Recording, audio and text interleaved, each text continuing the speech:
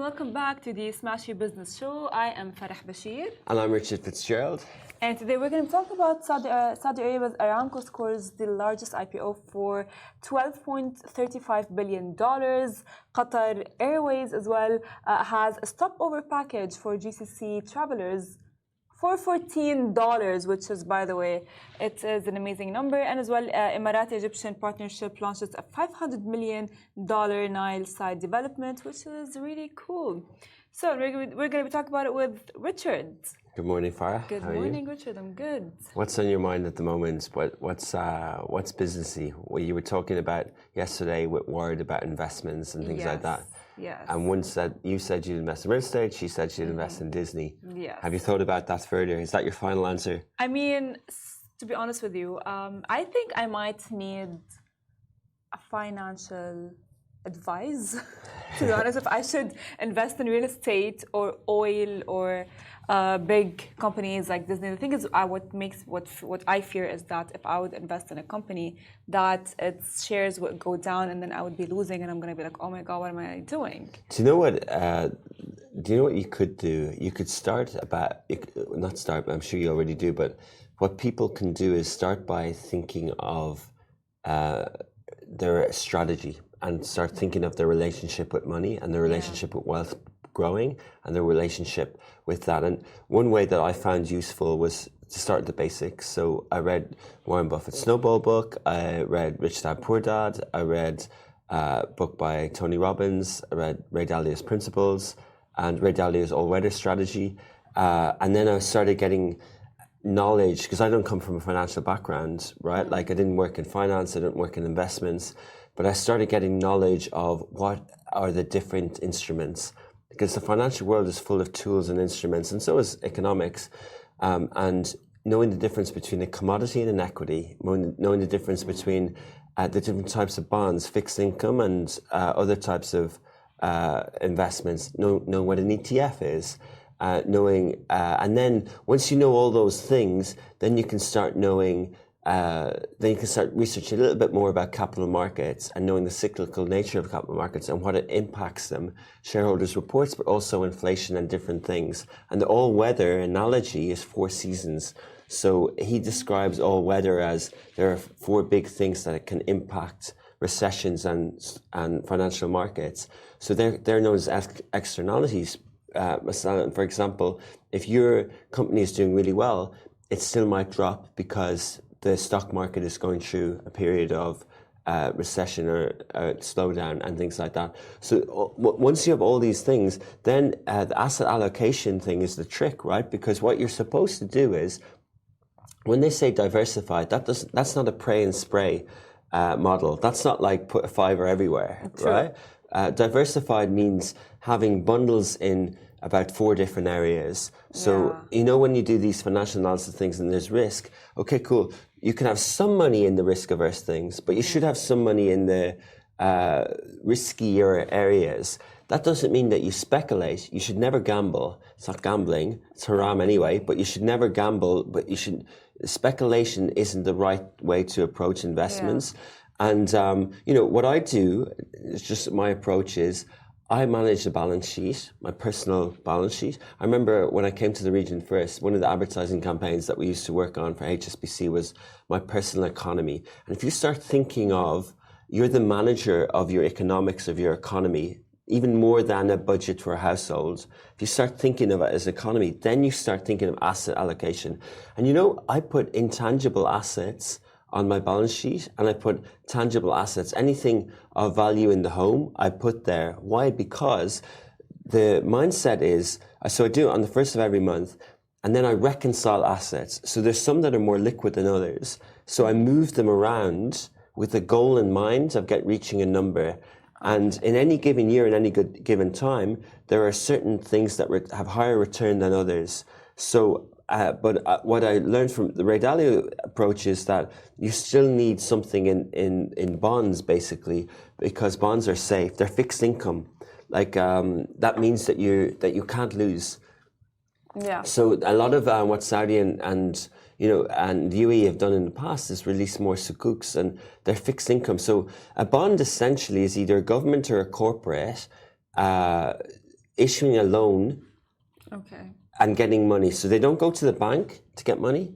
They don't go to the capital markets on IPO. So in theory, the IPO can be a liquidity moment where you can take cash off the table, or you can raise funds through the public markets to invest in your business, or you can go to banks or whatever. But what they do is they act like the bank. So say Augustus Media wants to raise money, we can issue a bond. We can't really, I don't know, it'd be a bit complicated, but theoretically we can issue a corporate bond and it nets out 100, and we could do a long-term corporate bond, say that it balances out in 2050. So that means that we have to pay the interest back if it's a 6% yield or 7% yield over that many years, twice a year, right? But that way, if we issued a bond of $1 billion dirhams, we would get that cash now and we pay back the people who bought the bond, right? The thing is, like, I have a question. If someone came to you, of course, you know, you have a businessy background, you know, investment and so on, and would ask you for advice of like, where should I invest my money? What market would you advise them to invest their money in? Real estate, oil, or companies like Disney, Augustus Media, or so on? Well, that's an equity strategy. So I do think if you're young, I do think you need some level of knowledge. Why? Because I do believe in outsourcing knowledge, and I do believe that we should stay in our lane, like we discussed before. But it's your money, and just like if you're purchasing a car, okay, there's experts, and then there's someone who has but it's your decision. It should always be your decision. If you're buying a house, if you're doing anything, if you're going on holiday, you should be able to pick the location. That's true. So you should know what the basic things are. And your follow-up question was about equities, but you should know, okay, if I'm doing equities, that's a little bit more volatile than property per se, and it's a little bit more volatile than bonds. It's a little bit more volatile than savings accounts and stuff like that. Savings accounts really should be bonds. So, but then it depends on your strategy. And Warren Buffett says, stay in your circle of competence. So I personally stick to investing in media tech companies because it's my circle of competence. That doesn't mean that, I don't know about other things, but I just don't do it. However, I break the rules slightly because I want to bet on this region. So I bet on especially the IPOs that are related to semi-state entities, because I think it's utility. So imagine being able to own a little bit of the electricity bill in the UAE. That's what you're allowed to do with DEWA.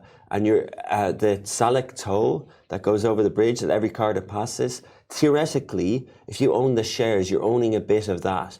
So when we see all these roads being built and all these metro and everything, you're winning. Because those companies that run so well and they pay dividends. I think they give 70% of their profits a year as dividends. Some of them, I know some of them do. I don't know which one, but RTA have Parkin, Dubai Taxi, and Salik have all went public, and I think that's a strategy. And our first story today is about this exact topic.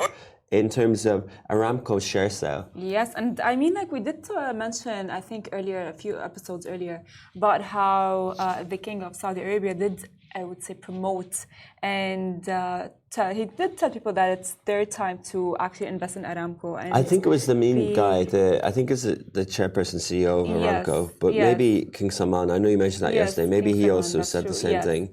But exactly. So the IPO raised nearly 26 billion by selling 1.5%. That was the initial one in 2019. And what's the update now? The update now is that it's at $35 billion. The IPO has reached up, which is, by the way, the highest right now, you know what I mean? And as well, not only that, they did say that Merrill Lynch, Kingdom of Saudi Arabia, said that taking the total number, it will be nearly to 1.7 billion, which is, like, I would say, really a big, large number. You know what I mean? Like last month, we did mention that Aramco did raise a minimum of 11.2 billion. However, now it's 12.35 billion. So I would say like people who did invest in Aramco are now winning. Yeah, it was oversubscribed 4 or 5 times with increased international demand compared to 2019. Yes. And that's really interesting because at the time they were really struggling to get that $2 trillion valuation.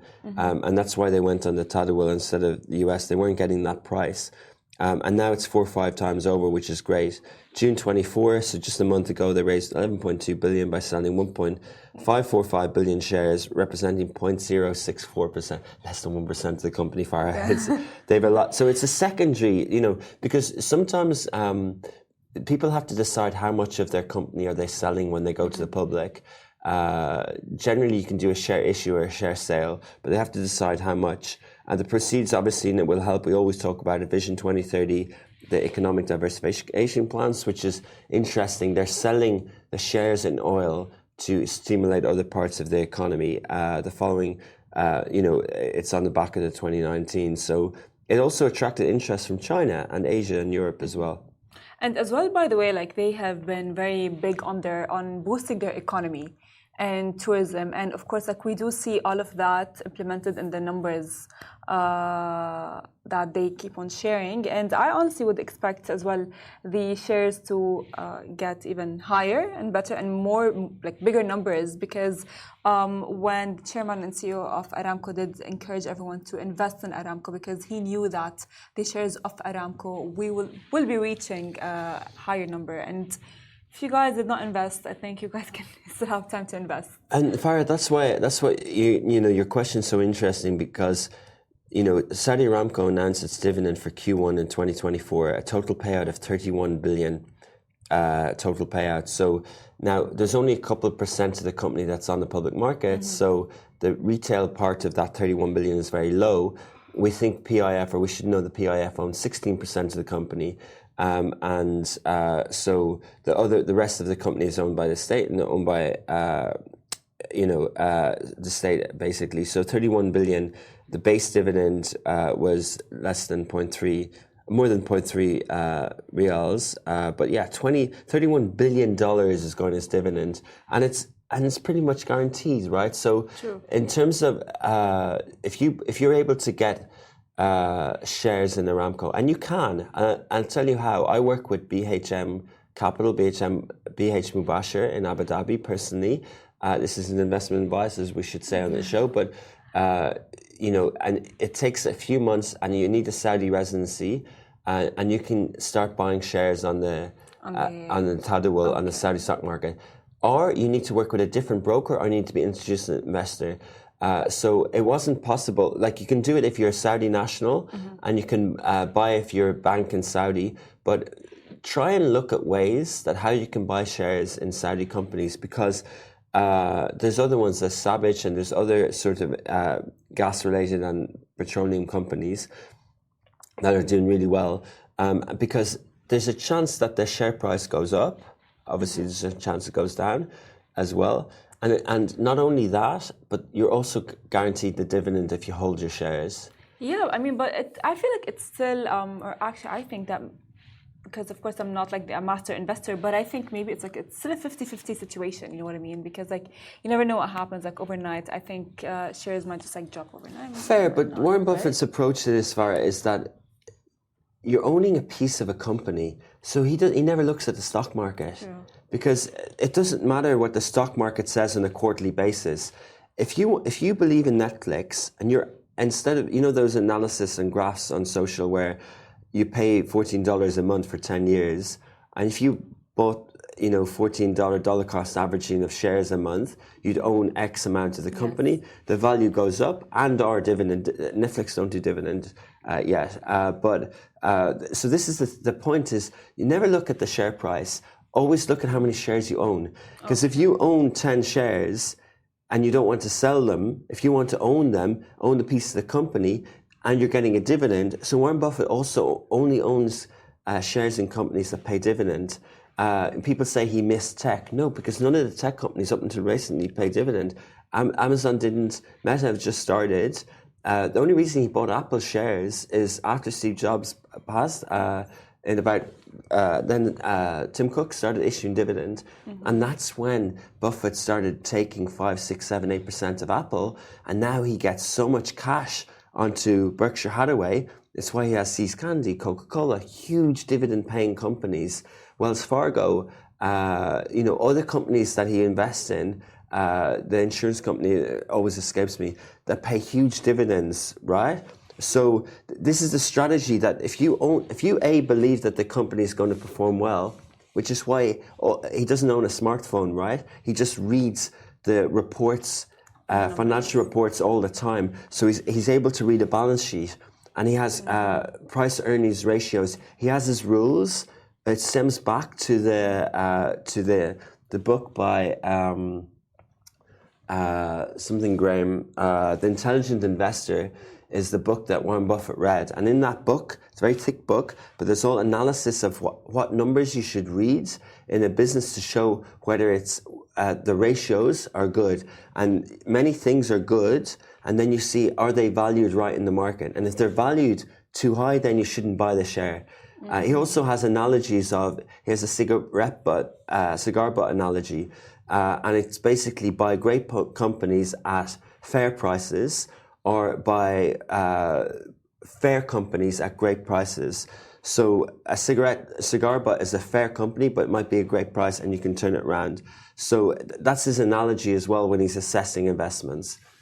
Understood. Well, I mean, honestly, these are really, I would say, gold advice from Richard. Well, moving on, Qatar Airways Holidays launches a new Stopover packages for GCC travelers for $14, which is, I would say, amazing, because like, who wouldn't want to travel and make it a 2-in-1 travel, right? Of course, like some stopovers can be like really kind of like it's only for $14, which is amazing, and it's going to be for over 170 destinations.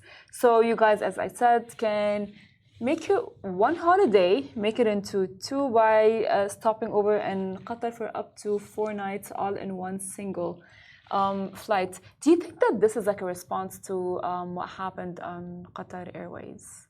The accident that had happened with Qatar Airways. Which accident? Well, apparently there was an accident that happened with Qatar Airways.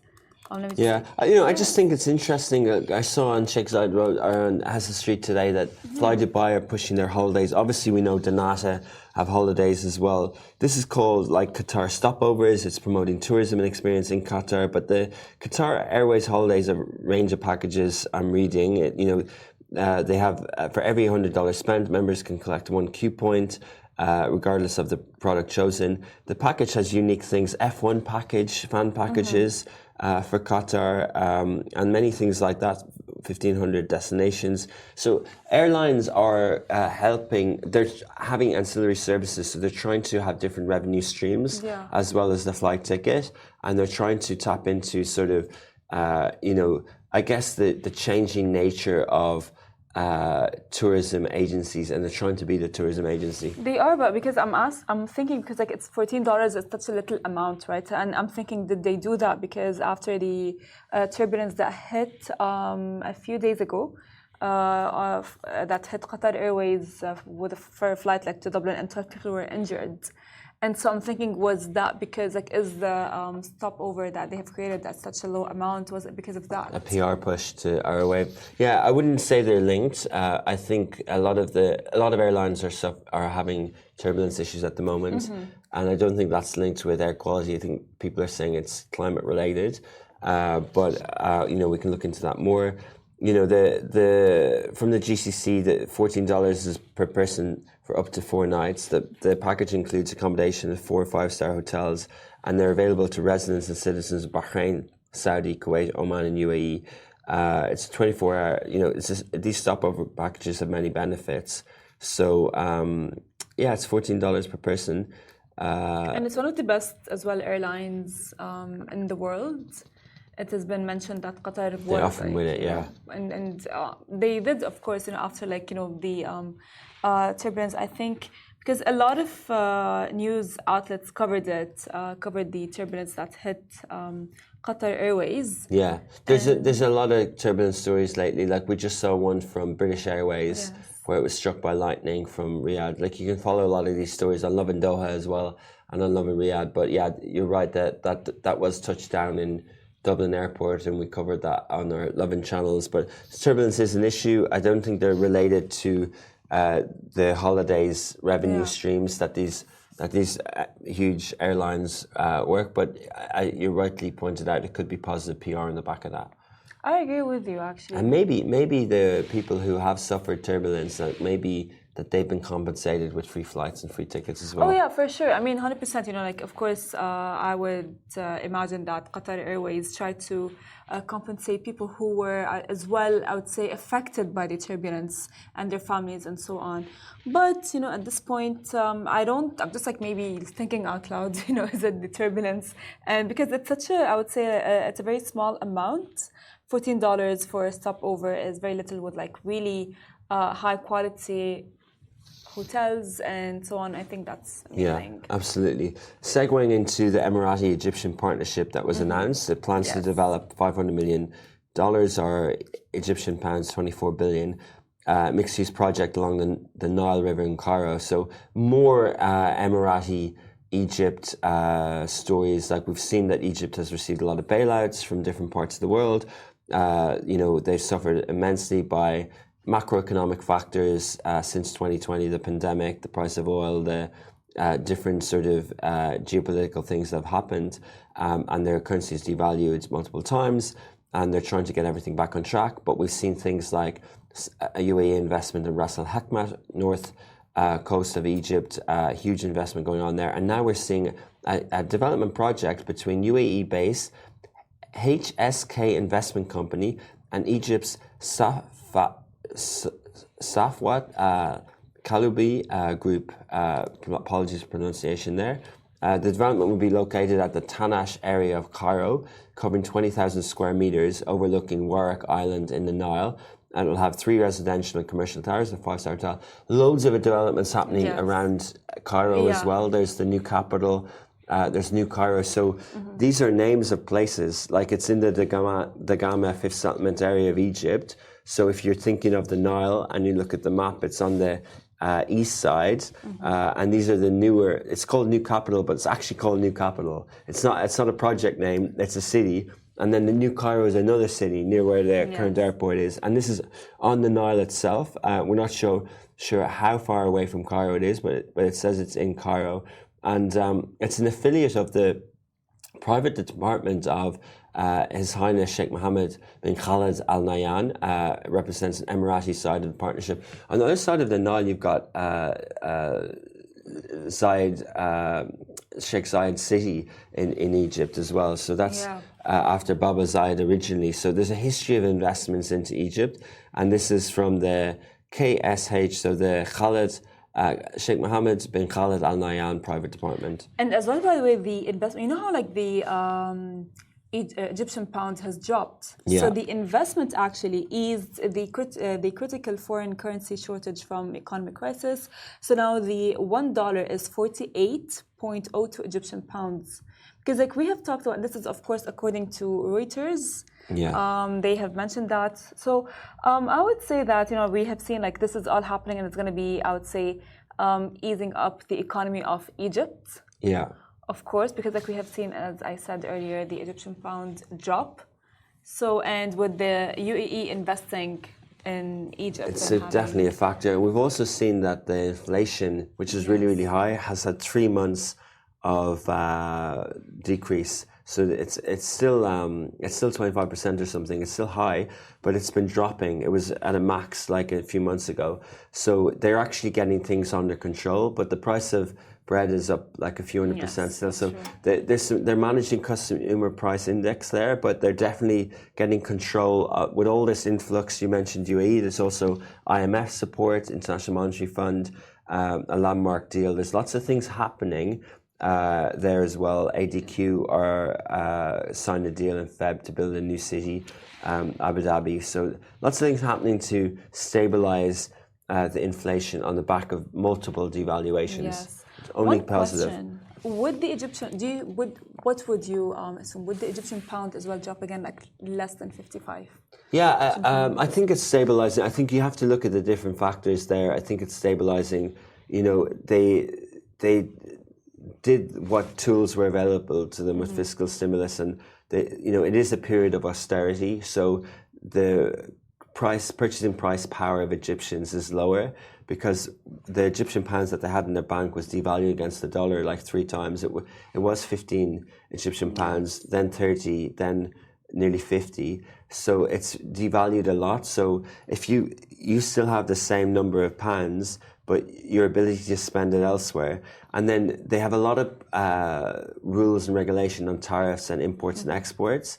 It's very hard to bring things into the country. It's very hard to get things out of the country. There's stimulus all over the place. So they're doing a lot of work on the economic side of Egypt. And, the thing is, like, if there's a large population there, and what you want is to stimulate economic recovery.